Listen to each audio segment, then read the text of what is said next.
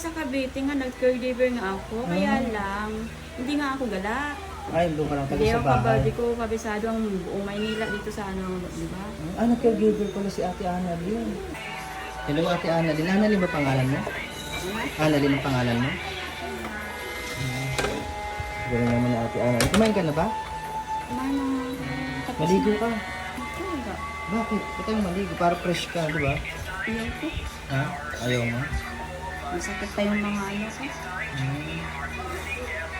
Ay, pwede matanong, ano yan? Yung sa ano mo yan? Ito, na ano yan sa ano mong kamay? Tapos, Na ano yan? namamaga nga eh, kasi kinalian niya eh. Kasi nag-ano ka, nag-hysterical ka kahapon. Oo, humingi lang ako ng ano, kasi nauuhaw na ako, ayun magbigay eh. Gusto talaga yun. Kapag nauuwaw ka ganun, kailangan pasensya na, kailangan kasi gawin yun kasi bigla akong ano eh. Bakit? Makakain ko ba kayo? May ano ba kayo? May ano ba ako? Sige. Ngayon sa bagay, sila yun, hindi ako. Di ba wala ako nun? Di ba?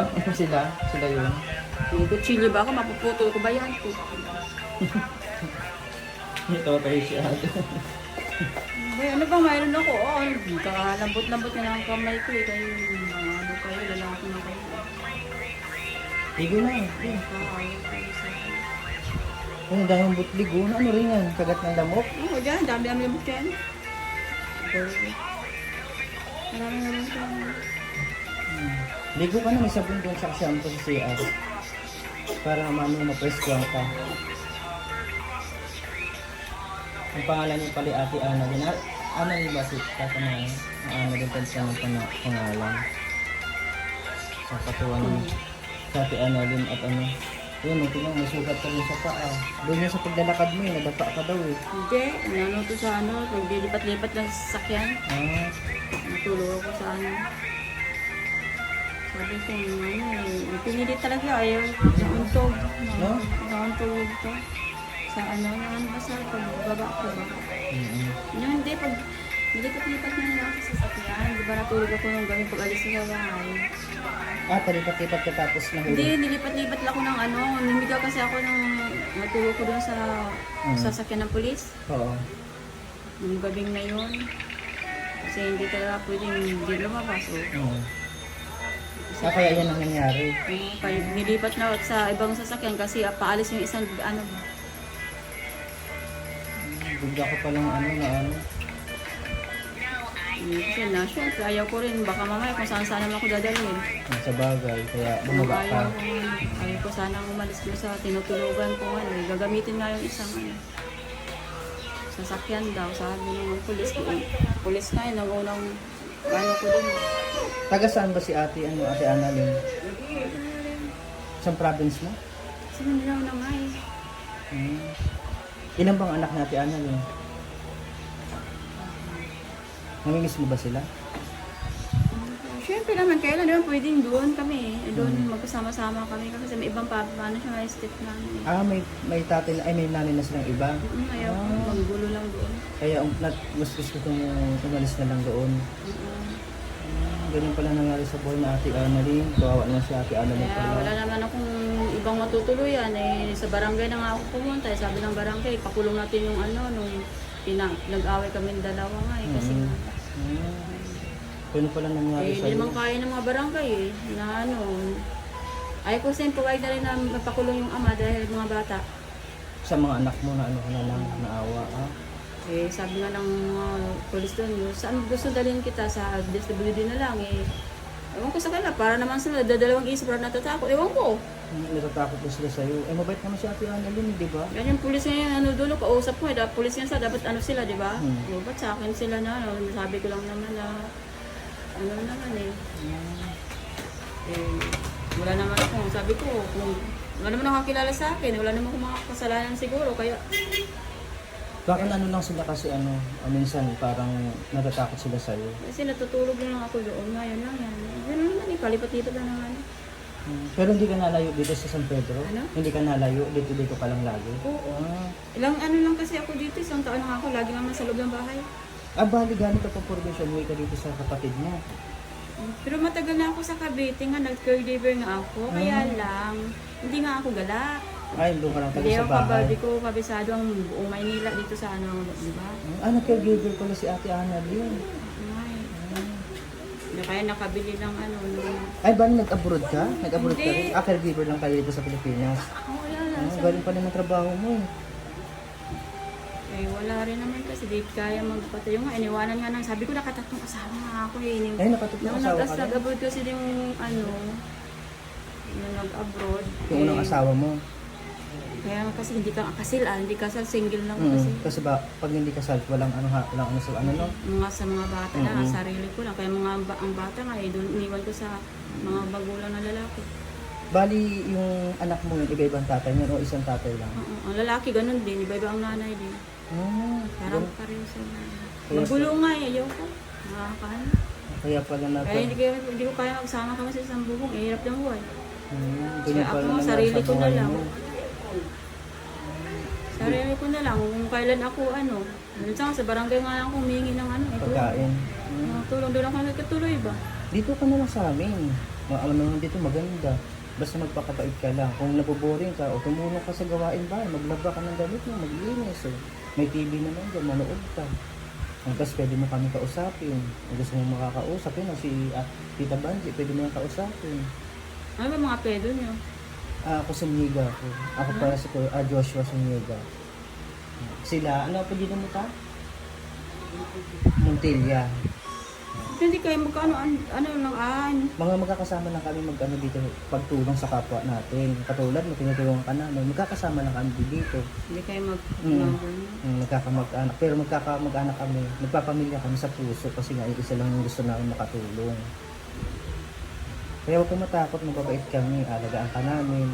Kung minsan na ano ka namin, kasi nga minsan ganun. Totoo ba yung nakausap yung kapatid ko? Eh hindi kasi yung pumunta doon kahapon. Hindi ko lang alam. Mamaya tanong natin no, kung nakausap. Totoo ba? Ano nakausap mo? Saan yun nakuha? Anak yun nakausap? Kilala nyo yun? Ano din sabi sa inyo?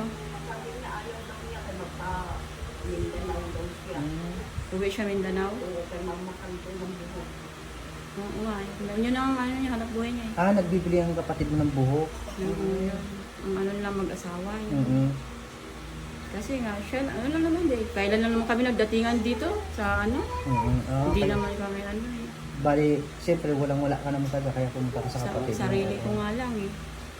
Mga anak nila, kaano sa problema sa pag-asawa, ayaw ko baga ano na lalaki. Kaya magpagaling ka para magtrabaho. Pagbulo lang yan. Dati, tawa ka. Oo, sa bagay magulo nga gano'n, no? Kaya ako, nandidiri na nga sa sarili ko kanina eh. Ibang, Oo, sa'yo na si ate, nakakausap na siya ng ano, okay. wala nga ako.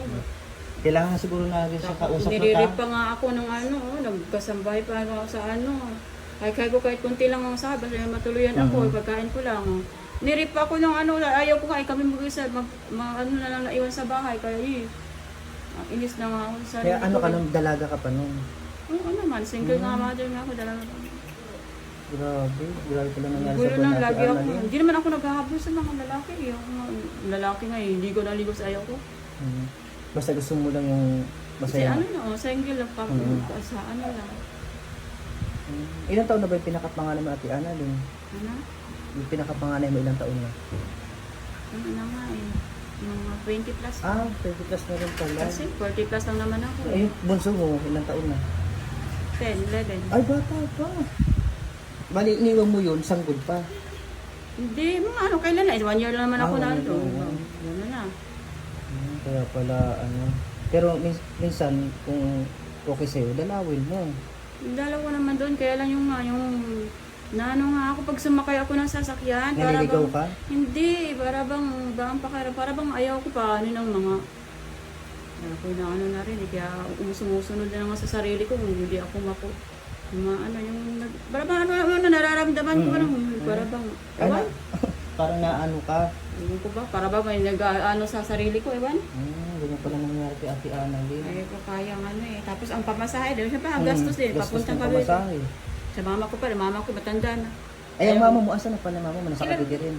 Kilala ka yung mga, sabi ko, kilala yung si Milda. Ngayon sila, kilala nila yun. Kilala yung ate? Si Milda? Ay, si Ate Tita Rose ang kilala niya. Kaya sabi ko, baka naman, magkakapatid lang kayo ha. Hindi kami mag-ano. Sila, yan sila, Sir Benz, ano sila, magkakamag-anak. Kami dito yung iba, mga ano lang dito, may kasamahan. Kasama lang sila sa ano. Mm. Na ano kami, di ba pansin mo gabi-gabi wala kami, nagre-rescue kami ng mga homeless, mga taong grasa, gano'n. Para magbigay ng tulong kung gusto sumama sa akin. Papasamahin namin, pasaalagaan namin. Gano'n ang ginagawa namin. Kaya nung nakita ka namin nila Sir Benz, kinuha ka namin kasi nakita ka namin doon sa Kanilalay. Gano'n ang ginagawa namin. Kaya huwag kang matakot dahil mababait kami. Ang dami na namin napagaling eh. Minsan papanoorin ko sa yung mga video namin na yung mga taong grasa talaga, makikita mo putik, ano talaga sila, ang dumi na. Tapos yung maganda ng buhay nila, inuwi na namin sa pamilya nila, okay na sila. Napagamot namin. Ngayon, cruise na namin sila. Nung inuwi namin sila, nagtihiyakan kami. Kasi siyempre, isang taon din namin sila inulagaan. Siyempre, napamahal na rin kami sa kanila. Minahal namin sila kasi bilang pamilya na. Kaya huwag kang matakot. Kung gusto mong makakausap, yun, dito kami. Huwag kang matakot, no? Kung dyan sa Pibangyo, kasi minsan kami dito, wala kang makakausap, siya lang. Siya lang lagi makakasama mo. Tulong-tulong ka dito para hindi ka maboring. O mag-linis ka, manood ka ng TV.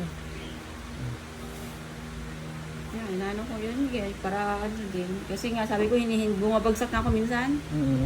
May epilepsy ka pala? Oo. Kaya dapat pala, may ano ka pala laging kasama. Kasi in case na sumpong ka ng epilepsy, tapos bilhin na lang kayong gamot, no? Hinihimatay lang ako. Hindi naman ako pag ano, yung ano lang ba? Pagpagod lang siguro, tapos Sama ng loob din sa kasama. kasi nung nakaraan, di ba, nahimatay ka rin, tapos nag-ano ka, si Cesar. Kaya yung huling ano, yung isa nga to, noon. Hinimatay ako, yun o. Siguro kaya ano yan, gawa ng pag Kailan natutumba kaya ka, lumabas ako ng ano, kaya lumabas nga ako ng bahay ng gabi. Eh, sabi ng lagi, sinasabi sa akin ng mama ko na, tulungan ko yung sarili ko kasi matanda na siya eh. Yun nga. Kaya pagaling ka, para matulungan mo din si mother mo, no? May gamot na ko iniinom, kaya lang ayaw ko, di rin maano ang senses ko, di rin maano, okay. Matagal na yun, maintenance ko raw yun, di ako naniwala doon. Hindi ka nagtitake minsan ng gamot. Baka ano pa, wala pa akong pang-budget yun. Si mama nagapin ako, ayaw ko. May iba na siyang pamilya din eh. Bali, hiwalay-walay rin pala talaga kami kakapatid sa mama mo, no? Kasi mga kapatid ko syempre, mga pamilya na kasi yung kapatid, ayun rin ang buhay din. Diba? Siyempre, hindi mo naman din sila pwedeng laging lapitan kasi may pamilya na rin sila. Minsan, gipit din sila, no? Kaya nagpursige ka rin na magtrabaho. Yung inaano ko eh, baka bumagsak nga ako eh, na baka daw matakot o may inano na nga ako. Kasi sabi daw nila, talagang nag-ano ko, Nakita ko namin yung ano karaan na gano'n ka. sabi nila, huwag paano pag matakot yung amo ko ngayon. Kaya nga, diba? Kaya hindi ka na nag-apply yung ano, ano ba, so kung ka doon sa pinagtrabuhan mo, matakot. Sa bagay, totoo naman. Galing nun at na ano na nakakausap ko natin si Ate Annalyn, nag-open na siya ng mga pangyayari niya sa kanyang buhay, no? Ganun pala nangyari sa buhay niya. Kaya sana maging sensitive po tayo sa mga comments natin kay Ate Annalyn, no? Kasi dumadaan din po siya sa depression. Yan po. God bless po at po ng ating video.